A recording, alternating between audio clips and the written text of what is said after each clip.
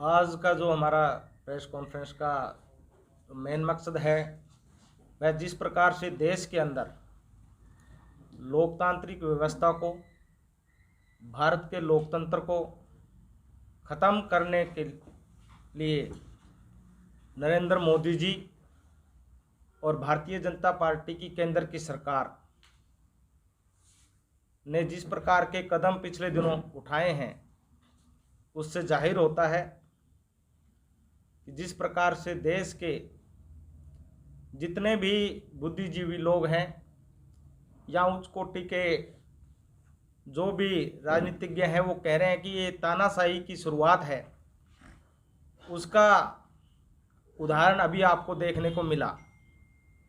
जिस प्रकार से संसद के अंदर एक मांग बार बार उठाई जा रही थी कि जो हिडनबर्ग की रिपोर्ट के बाद अडानी जी ने जिस प्रकार से देश के लोगों के साथ विश्वासघात किया, देश की पूंजी को चोरी के रूप में उन्होंने अर्जित किया, जिस पर संसद में बार बार मांग हुई कि जेपीसी की कमेटी बिठाई जाए, उसमें जांच हो।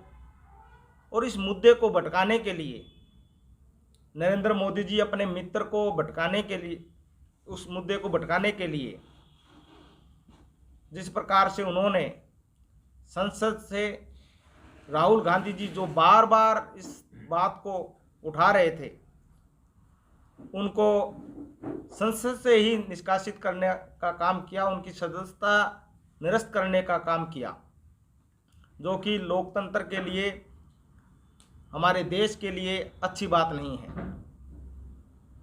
सबको जाहिर है कि राहुल जी ने जिस प्रकार से एक सवाल किया कि 20,000 करोड़ रुपया जो शेल कंपनी है वो अडानी जी के, वो उसमें पैसा कहाँ से आया, उनका सीधा सा सवाल था।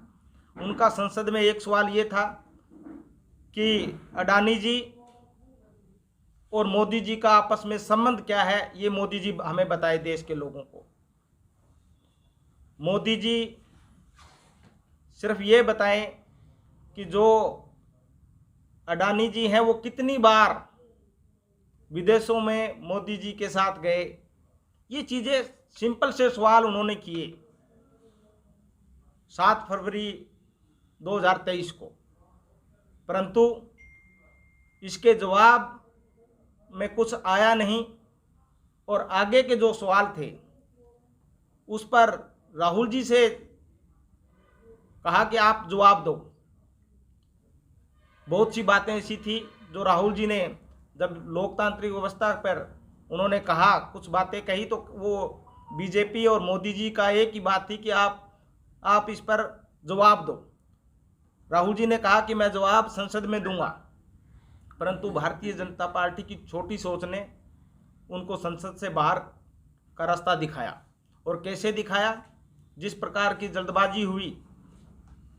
अगर मामला देखोगे 13 अप्रैल 2019 का कर्नाटका में एक उनकी जो पॉलिटिकल स्पीच थी, उसके कुछ अंशों पर उनके एक विधायक ने, जो कि गुजरात से विधायक थे, उन्होंने उस पर उनके खिलाफ मुकदमा दायर किया मानहानि का।